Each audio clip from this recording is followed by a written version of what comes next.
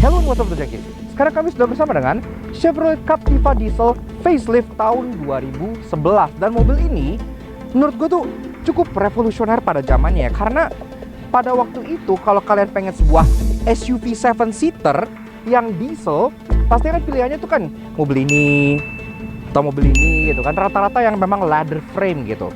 Ini sasisnya monokok, jadi menawarkan kenyamanan yang lebih dibandingkan ladder frame, dan dia 7-seater plus bermesin turbo diesel pula. Makanya sekarang kita pengen bedah dulu luar dan dalam. Tanpa perlu lagi, start your engine.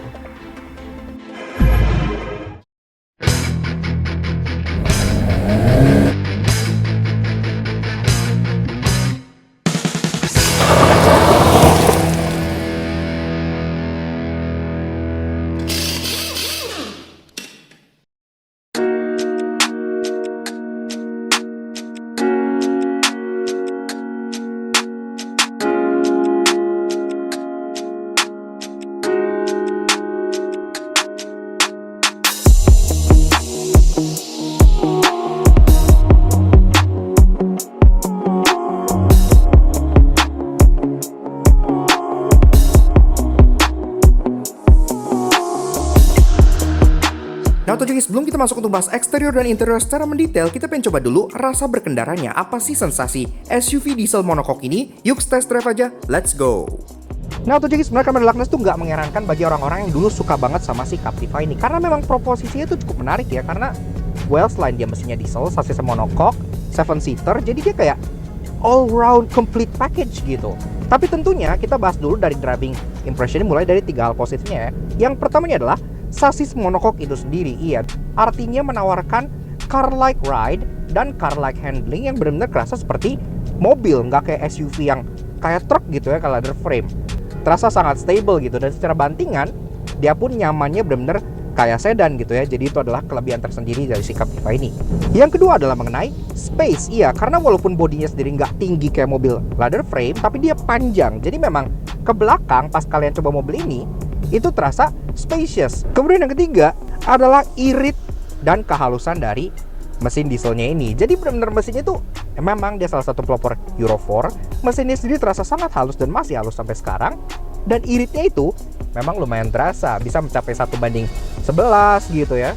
Untuk dalam kota itu lumayan banget. Namun tentunya nggak ada mobil yang sempurna, karena itu sekarang kita masuk untuk bahas 3 hal negatif dari bagian driving experience. Yang pertama adalah feeling setir sendiri, dia memang masih terasa seperti American car banget gitu ya, yang kayak kalian goyang-goyangin gini tuh mobilnya tuh nggak goyang. Jadi ada kayak dead centernya, dead zone gitu di tengah, tidak terlalu precise gitu. Kemudian yang kedua adalah remnya. Jadi memang udah rahasia umum ya kalau si rem dari Captiva ini bukanlah yang paling pakem di kelasnya, karena memang walaupun dia udah old days gitu-gitu, tapi dia memang bobotnya tuh berat dan bodinya pun besar gitu. Dan yang terakhir, mungkin ini adalah yang paling bikin orang turn off gitu ya, kayak ketakutan dari ownership-nya, mulai dari brandnya yang udah ciao, kemudian dari spare part-nya yang katanya serba mahal. Emang ini mobil tuh canggih sih, gue akuin.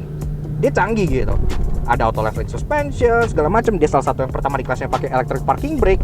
Jadi emang canggih banget. Makanya nggak heran kalau orang tuh seandainya agak intimidated gitu kan. Tapi kalau kalian dapat unit yang fresh, yang dirawat dengan baik gitu ya, spare part tuh berlimpah asalkan kalian tahu cara menemukannya. Rata-rata sih pihak komunitas. Jadi secara overall, sampai sekarang pun proposisi dari Captiva ini tetap lumayan menarik. Apalagi menilai sekarang, harga dari Captiva ini sudah sangat amat terjangkau, bahkan seharga LCGC. Jadi kalau kalian pengen tongkrongan 7-seater SUV gede bermesin diesel dengan harga yang sangat terjangkau, Captiva nggak ada lawan. Eksteriornya untuk yang versi facelift ini jauh lebih berkarakter dibanding yang versi pre-facelift, karena sudah mengadopsi dual port grille Chevrolet besar di tengah yang menjadi identitas Chevrolet. Jadi kita kan udah establish bahwa riding comfort dari mobil ini memang benar-benar khas mobil yang monokok gitu ya, nggak kerasa seperti ada frame yang tinggi dan limbung gitu. Tapi gimana soal desainnya? Walaupun udah facelift, belakangnya ini nggak berubah sama sekali, dia masih bulat-bulat begini. Sini ada integrated spoiler, ada third brake stop lamp, kacanya udah ada defogger dan wiper di sini. Ya ada hiasan chrome sedikit di sini yang pemanis, cukup oke, nggak terlalu rame. Kemudian di sini pun ada seal plate tambahan, badging untuk yang diesel ada tulisan VCDI seperti ini, dan di bumpernya pun dia ada 3 buah parkir sensor yang sudah sewarna body. Ke bawah karena memang dia SUV gitu kan ya, harus ada kelading-kelading hitam dengan aksen skid plate biar terkesan makin maco. Tapi yang kita suka, salah satu elemen dari Captiva ini adalah bagian exhaustnya, karena muffler tipnya ini dual loh. Keren ya, untuk SUV pada zamannya tuh jarang yang dual muffler seperti ini, dan ini asli. Jadi dia bisa bikin Mercedes agak malu. Taillightnya sendiri memang dia belum berubah untuk bagian facelift seperti ini. Sampai akhir zaman juga nggak berubah, dia cuma beda finishing jadi clear gitu doang gitu ya. Dan ini pun masih bohlam semua. Lampu sinyal lampu rem di sini masih bohlam, lampu sein di sini, lampu mundur di sini, dan untungnya karena dia standarnya sendiri standar Eropa, di sini pun sudah ada rear fog lamp. Jadi ya cukup oke lah. Side profile tuh memang lagi-lagi kayak yang gue bilang ya, dia kelihatan panjang gitu karena rata-rata kan SUV yang kelas medium seperti ini kan dia cuman segini gitu kan. Ini masih ada kaca lagi third window di bagian sini yang cukup panjang karena lagi-lagi dia 3 baris mobilnya. Kemudian karena dia SUV dia juga harus ada cladding hitam, dan ini cladding hitamnya lebih tebal dibanding cladding hitam rata-rata mobil gitu ya. Ini karena mirip kayak CX-3 gitu, agak melet, dia tebel. Kemudian di atas ini pun chrome pemanis cuman ada di bagian beltline bawah seperti ini. Jadi ya oke lah, nggak terlalu over chrome. Di atas pun udah ada roof rail yang asli dan besi. Jadi kalian bisa pakai untuk mudik dan ngangkut barang sejenisnya. Door handle dia model yang grip type seperti ini, walaupun memang yang sayangnya dia belum ada kayak keyless entry yang gimana-gimana ya. Jadi masih polos, tapi ya pada zamannya masih dimaafkan lah. Ke depan lagi di sini spion, dia lucu karena modelnya pedestal ya, yang artinya tuh spionnya tuh agak lebih mundur dibanding pada mobil kebanyakan sehingga visibilitas lebih baik. Spionnya pun gede kayak tangkai Golf gitu. Wow, jadi secara pengaturan dia baru electric adjustment, belum electric retract. Agak disayangkan gitu. Tapi atas di sini udah lampu sein. Dan kalau kita masuk ke bagian kaki-kakinya di sini nih yang menurut kita agak kurang greget gitu ya dari si Captiva. Kenapa? Karena secara standarnya dia peleknya tuh model multi spoke seperti ini, single tone yang terlihat sangat simple, dan ini menurut gua untuk bodinya yang gede agak kecilan, jadi agak cungkring gitu ya. Ini sendiri ring 17 dibalut dengan ban Bridgestone Dweller HT dengan ukuran 225/65R17. Harus banget bagi Captiva kalau menurut gua untuk supaya lebih gahar pakai pelek yang palang 5. Yang waktu itu kan ada juga yang dijual itu ring 20, dan itu bener-bener langsung ngubah tampang Captiva jadi jauh lebih keren, bener-bener body twirler langsung bener. Pengereman ya udah oke lah karena depan belakang dia sudah cakram, sudah ada ABS gitu-gitu, jadi sudah cukup oke. Dan kalau kita mau bahas muka alias fascia depan dari Captiva tahun 2011 ini, menurut gua pribadi sih ini merupakan iterasi Captiva yang paling proper. Kenapa? Karena dia kan sebenarnya facelift 2 kali. Yang pertama yang pre-facelift itu kan mukanya masih Daewoo Windstorm banget gitu kan, masih Korea zaman dulu banget, dia generik banget, jadi nggak kelihatan kayak Chevy. Kemudian yang facelift kedua yang setelah ini, dia badge-nya kan naik ke atas gitu kan, jadi kayak padahal secara bahasa desain Chevrolet dia kan memang dual port grille dengan badge di tengah seperti ini, itu yang paling proper. Sampai Chevy sekarang pun masih kayak begini semua. Jadi ini kalau dipindahin ke atas tuh kayak agak merusak bahasa desain. Kalau menurut gua sih seperti itu. Oke. Kemudian di bawah lagi, sini ada cladding hitam yang nyambung langsung ke bagian skid plate warna silver di bagian tengah sini yang mencirikan kesan SUV yang gagah. Ngomong soal lampu, fog lamp masih halogen. Di sini aslinya dia lampunya memang masih halogen ya. Namun untuk unit yang ini dia udah diganti menjadi HID. Jadi di sini proyektor HID untuk yang ini. Lampu dimnya ada di depan sini, dan lampu seinnya ada di bagian samping sini yang masih bohlam biasa.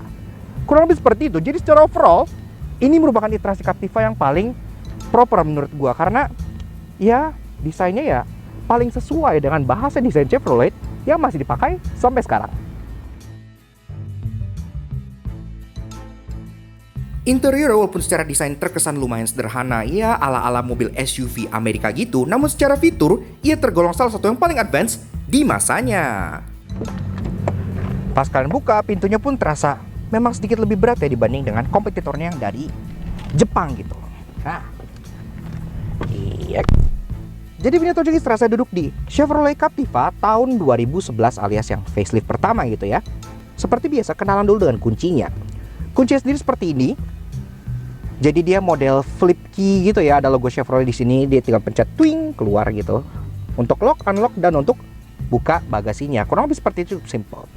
Dan tentunya kita pengen dengar dulu suara mesin turbo diesel itu kayak apa sih? Foot on the brake, kita dengerin dulu suara mesinnya.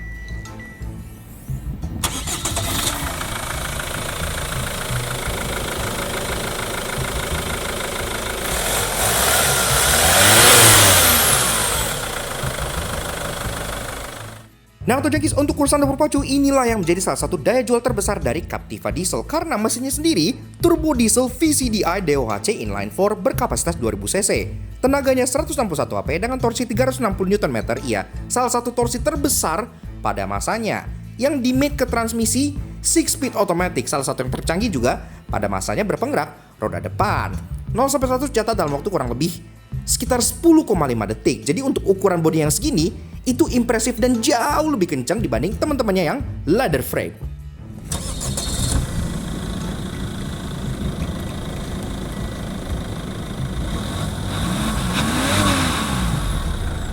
Dan interiornya, di atas ini hard rubber material gitu sampai ke door trim. Kalau door trim lebih soft sih. Glove box sudah soft opening, yang kita suka ada lampunya juga. Dan di tengah sini center console ini agak complicated gitu ya, karena pertama-tama dia banyak button di bagian sini, jadi kayak rame gitu.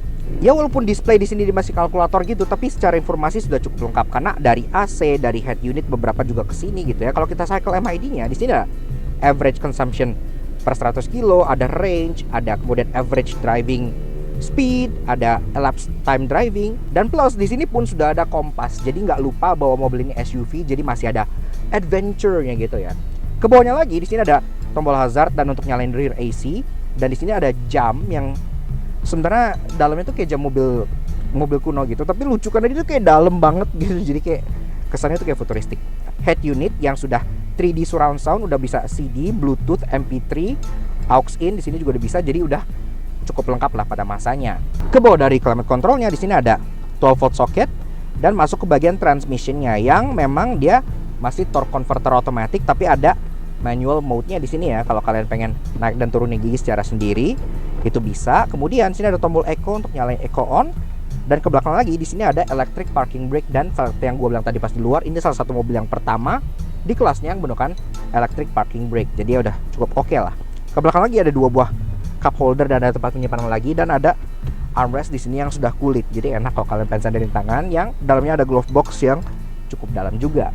Setirnya sendiri juga sudah kulit, jadi ya udah enak digenggam walaupun ini kulitnya udah agak licin. Tapi di sini juga ada beberapa kontrol untuk contohnya volume, untuk seat track, power dan mode, dan beberapa Captiva bahkan ada kontrol di sini untuk AC. Iya, jadi kalau kalian pengen pindahin AC, kalian nggak perlu kesini, kalian cukup pindahin dari setir aja. Di situ cukup canggih dan sampai sekarang pun jarang mobil yang bisa begitu gitu.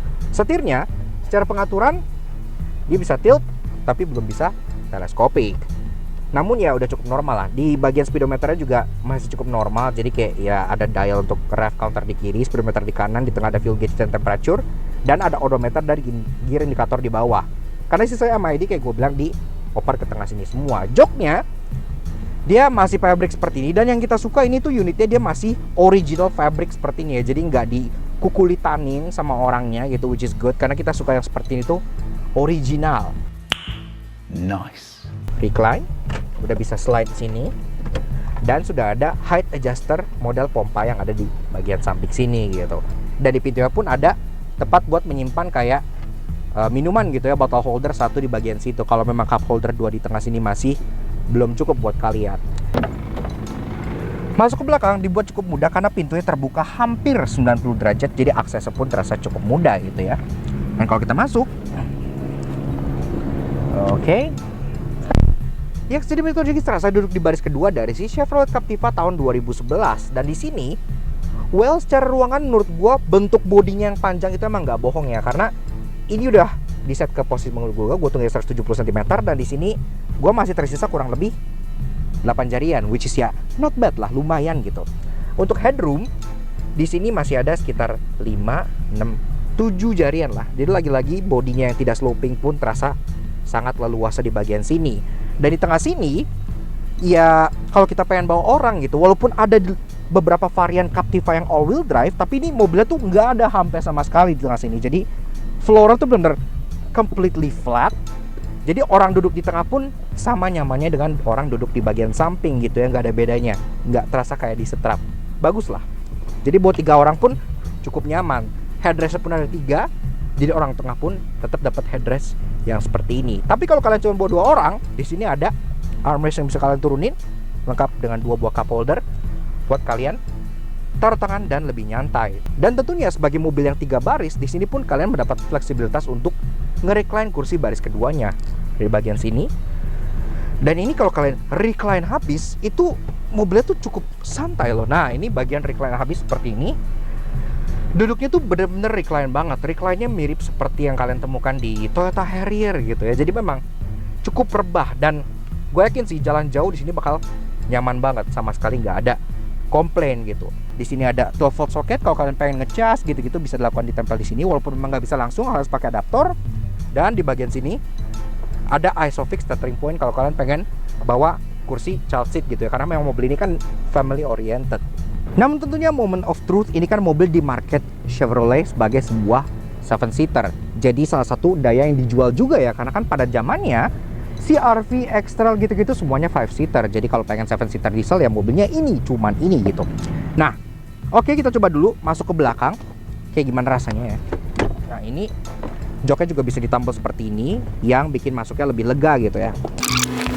Sekarang gua akan duduk di bagian sebelah kanan sini, dan gua akan turunin ini supaya kalian bisa ngeliat gitu ya. Jadi kayak apa sih?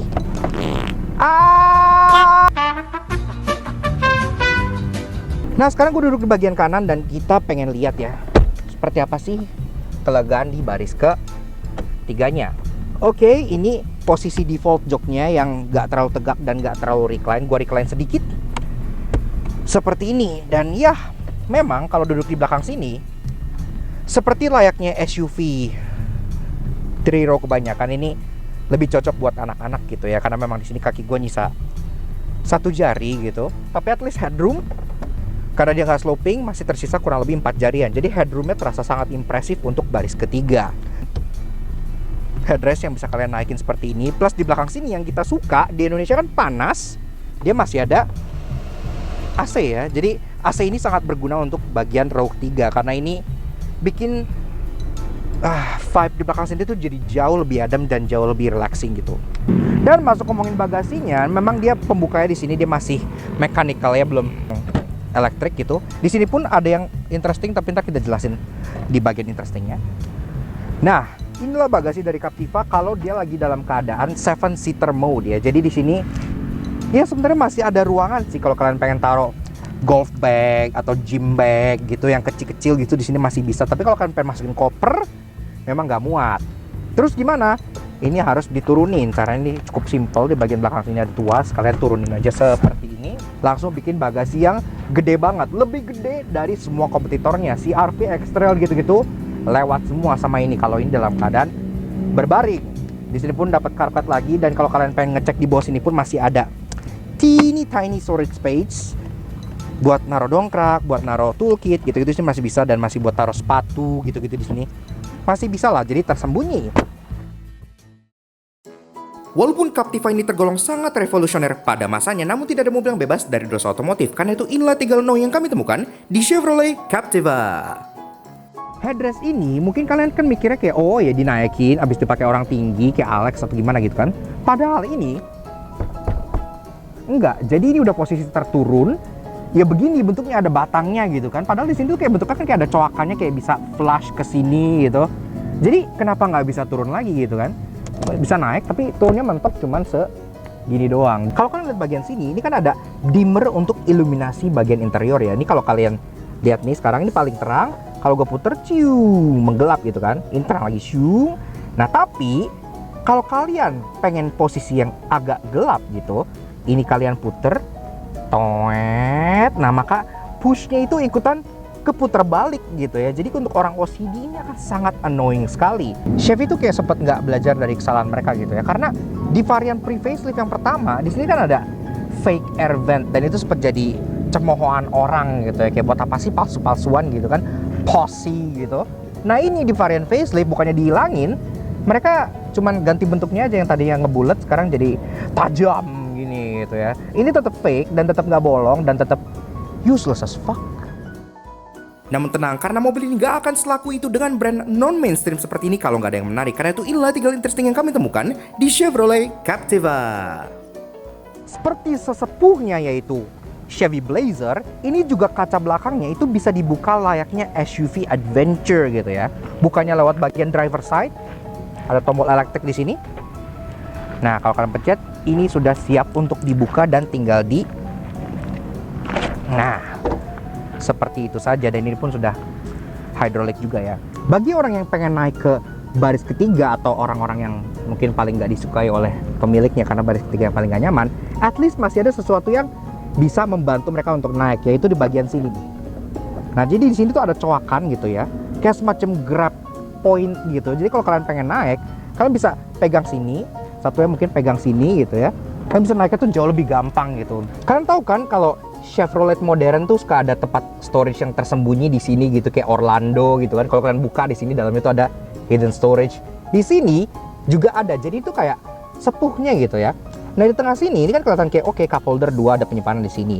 Tapi kalau kalian push bagian ini, terus kalian geser, nah ini bakal ada hidden storage yang dalam banget, sampai dalamnya tuh sampai ke sini nih. Jadi kayak sampai ke bagian bawah sini. Jadi bener-bener tangan gue bisa masuk semua. Ini masih muat gitu ya, bener-bener dalam banget. Dan tentunya dengan kombinasi yang gak umum, mesin diesel sasis monokok pasti membawa banyak hal yang bikin penasaran kan? Karena itu inilah tinggal curious yang kalian tanyakan mengenai Chevy Captiva. Nah, tuh guys, kembali lagi di 3 hal curious, tempat dimana kalian bisa bertanya mengenai mobil yang sedang kami review via Instagram. Kemudian 3 pertanyaan yang terpilih akan kita jawab di videonya. Dan kita udah dapet 3 yang terpilih nih ya untuk si Captiva ini. Oke, pertanyaan pertama datang dari agan bernama Arif Wicaksono 00. Dan dia bertanya, mengapa namanya Captiva atau Captiva? Kok nggak Caplang atau Captain America atau kapten-kapten lainnya gitu? Well, pertama-tama, kenapa Captiva bukan Caplang? Karena logonya adalah Chevy Bowtie, bukan logo elang gitu ya. Okay. Kemudian kenapa nggak Captain America gitu kan? Ya walaupun ini brandnya memang dari Amerika, tapi sebenarnya si Captiva itu bukan produk Amerika pada asalnya. Kenapa? Karena aslinya ini adalah Daewoo. Iya, mobil dari Korea. Ketika Daewoo namanya itu belum Captiva. Namanya itu Daewoo Windstorm, yang diartikan itu badai angin gitu ya. Dan itu namanya agak lebay untuk ukuran SUV seperti ini gitu kan. Makanya ketika Chevrolet nge-rebadge, Holden juga ada ya. Holden juga sama, nge-rebadge si Windstorm ini. Mereka berdua memutuskan satu nama yang bernama Captiva gitu. Dan memang Captiva ini diambil dari kata captivate atau captivating gitu, yang artinya tuh memukau gitu. Jadi emang positif sebenarnya sih, walaupun memang ini juga sebenarnya bisa disalah artikan sama orang karena mirip dengan kata captive yang artinya tuh tahanan. What?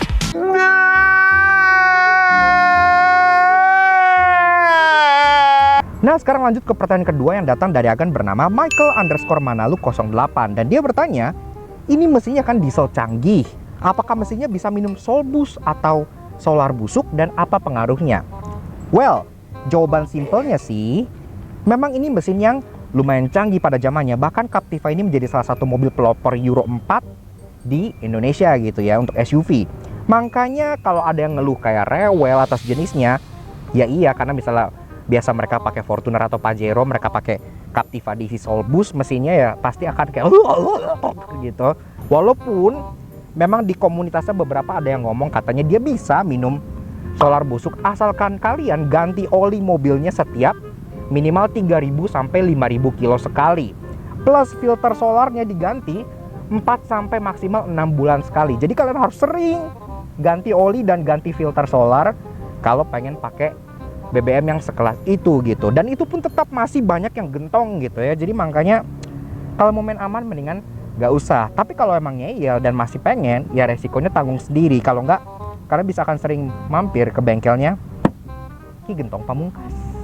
Very nice. Nah, sampailah kita ke pertanyaan yang ketiga. Dan ini datang dari agen bernama A. William Jab. Dan dia bertanya atau request, praktekin dong self-traveling suspensionnya. Kalau diisi penuh katanya nggak ambles.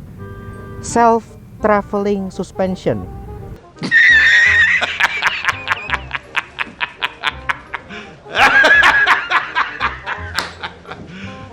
You serious? Mungkin maksudnya self-leveling gitu kali ya. Karena kalau self-traveling berarti suspensinya jalan-jalan sendiri kemana gitu kan.